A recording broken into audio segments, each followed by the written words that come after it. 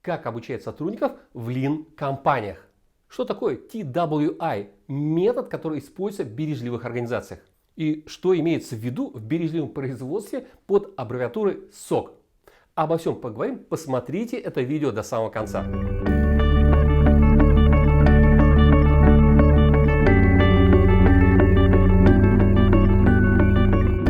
Всем мира! Меня зовут Сергей Литин. Я уже более 18 лет разворачиваю инструменты бережливого производства в различных компаниях.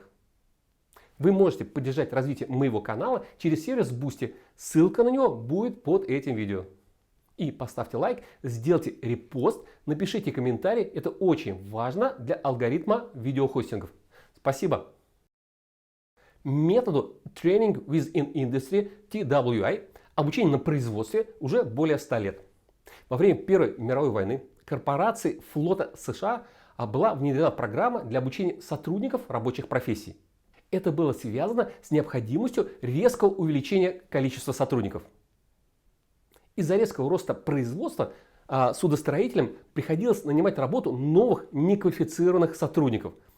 И стала острой проблемой и задача быстро обучить их трудовым навыкам. Создателем TWI можно считать Чарльза Аллена, профессионального инструктора. Именно он еще до Первой мировой войны разработал систему обучения на производстве. Свою методику он изложил в книге, которая вышла в свет в 1919 году. Именно в ней он изложил 4-этапный инструктаж. О нем я расскажу попозже, а пока еще немного истории. Расцвет TWI, обучение на производстве, как массовой технологии подготовки кадров, пришелся на начало Второй мировой войны. Именно в этот момент экономика США столкнулась с тем, что произошел массовый призыв квалифицированных рабочих в армию. И было необходимо за очень короткие сроки обучить значительное количество новых неквалифицированных сотрудников. В августе 1940 года Совет национальной безопасности США разработал программу распространения обучения на производстве. За годы войны в США по данной программе прошли ускоренное обучение более 1,6 миллиона человек. Ее девизом было выражение «Learning by doing» – «Учись, делая». В 1945 году программа завершила свое действие и предоставила статистические данные по итогам от более чем 600 промышленных предприятий. Эти данные говорили о следующих фактах. 55% компаний смогли уменьшить отходы более чем на 25%. 86% компаний увеличили объем производства более чем на 25%. 88% компаний уменьшили общее рабочее время более чем на 25%. Абсолютно все компании сократили время обучения рабочих на 25%. И абсолютно все компании сократили количество рекламаций по качеству на 25%. Подход показал свою высокую эффективность. Но несмотря на это, в США она воспринимается как временная экстраординарная мера. И после окончания Второй мировой войны произошел постепенный отказ от нее. В это же время американские оккупационные власти в Японии организовали активный обмен опытом японцев с американцами, для которых методика TWI способствовала восстановлению страны из послевоенной разрухи. И в целом существенно повлияла на феномен, который сейчас называется японским экономическим чудом. В частности, Toyota Production System и философия непрерывного совершенствования Кайдзен во многом связаны своим возникновением именно с TWI. Таичи Оно, основатель производства системы Toyota, впрочем, как и все авторы, писавшие о ней, такие как, например, Сего Сингу или Масаки Имая, Джеффри Лайкер, подчеркивают важность и значимость метода обучения на производстве TWI для бережливых предприятий. На основании 4-этапного метода обучения Аллена появились рабочие программы, к которым относятся рабочий инструктаж, это обучение рабочим приемам, методы работы, обучение навыкам улучшения на рабочем месте. Рабочие отношения – это обучение выстраиванию отношений между руководителем и их подчиненными. Разработка программ обучения, методика определения плана обучения, опираясь на ключевые проблемы бизнеса. Я не буду рассказывать очень подробно о всех программах и расскажу, как я рекомендую строить систему рабочего инструктажа на производстве. Проект по внедрению обучения на рабочем месте включает в себя 4 ключевых шага. Первое – это формирование команд наставников. Второе – это разбивка рабочего процесса на элементы. Третье – разработка планов обучения. И четвертое – это внедрение 4-этапного метода обучения. Начнем с формирования команд наставников. Это процесс не прерывающийся, так как постепенно происходит наращивание уровня стандартизации процессов и увеличивается охват программы TWI все большего числа людей. В большинстве компаний я рекомендую использовать каскадные методы подготовки наставников, включающих 3 уровня. Первый уровень – это тренер наставников. Он разрабатывает и реализует программу обучения для наставников, консультирует по методологии TWI. Это такой, знаете, тренер для тренеров. Второй уровень – это тренер по производственному инструктажу. Он разрабатывает стандарты работы, на основании которых происходит обучение. Третий – это наставники, инструктора на рабочих местах. Непосредственно проводят производственный инструктаж. Очень важным является развитие у наставника определенных компетенций. Это первое – прекрасное знание стандартов, грамотная речь, навыки публичных выступлений, управление групповой динамикой, навыки обратной связи, навыки совершенствования работы. Поэтому это очень важный отправной этап. Он фактически заключается в том, что мы ищем ответ на вопрос, кто будет обучать. Тем не менее, ключевой точкой в TWF компании, в той методике, которую я практикую, является разбивка рабочего процесса на отдельные элементы. На данном этапе фактически определяется, чему обучать. Необходимо определить перечень рабочих приемов, операций, которым необходимо обучить. Важная ремарка. Речь идет именно о конкретных операциях, а не общих знаниях, ну типа там основы безопасной работы, методы металлообработки или технологии порошковой покраски, ну и тому подобное.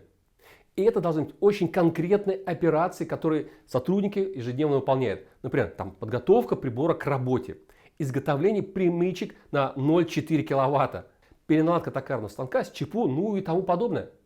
Разбивка рабочего процесса на элементы заключается в том, что по выбранным операциям разрабатываются стандарты, которые традиционно могут называться стандартными операционными картами или СОК, стандартными рабочими процедурами, СРП, просто рабочими инструкциями. Ну, в ряде компаний придется какое-то свое название. Ключевыми особенностями такого рода стандартов является следующее. Первое – это наглядность, второе – это детальность, третье – акцент на ключевые аспекты операции. Поговорим об этом поподробнее. Наглядность – понимаемость информации без значительных усилий. Простая передача информации. Здесь следует вспомнить факт, что зрительный нерв в 10 раз толще слухового. Из этого следует, что как можно активнее использовать различные иллюстрации и простые визуальные способы донесения информации. Сейчас на экране будет инструкция. Прочитайте ее и постарайтесь запомнить.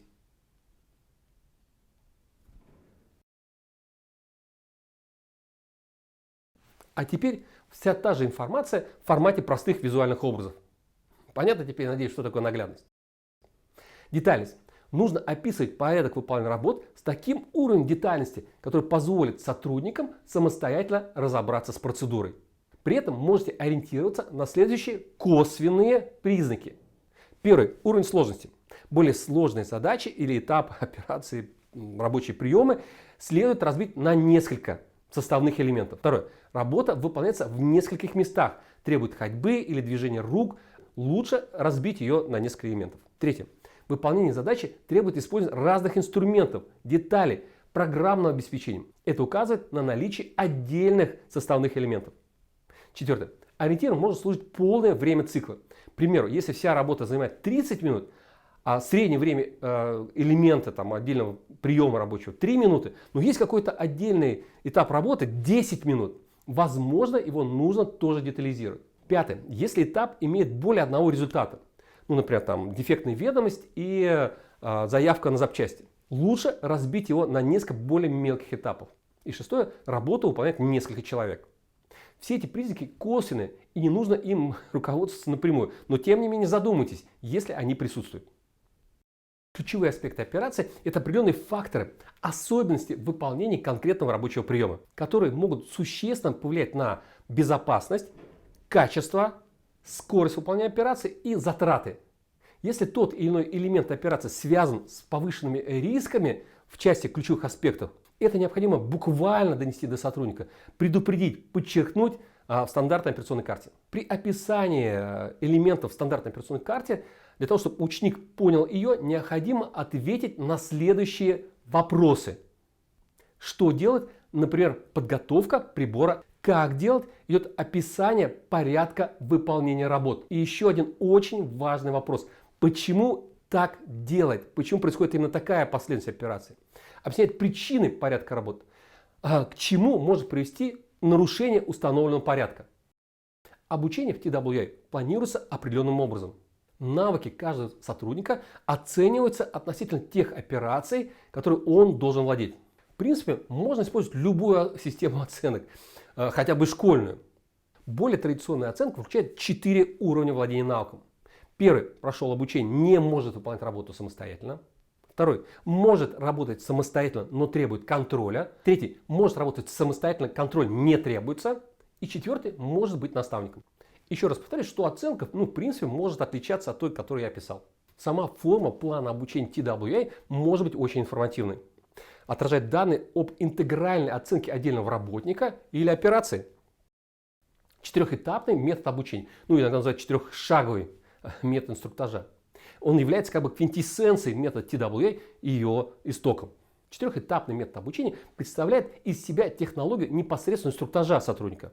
А согласно этого метода производится непосредственное обучение. Он включает в себя первый шаг – подготовка ученика. Это очень важный этап, о котором часто забывают или игнорируют.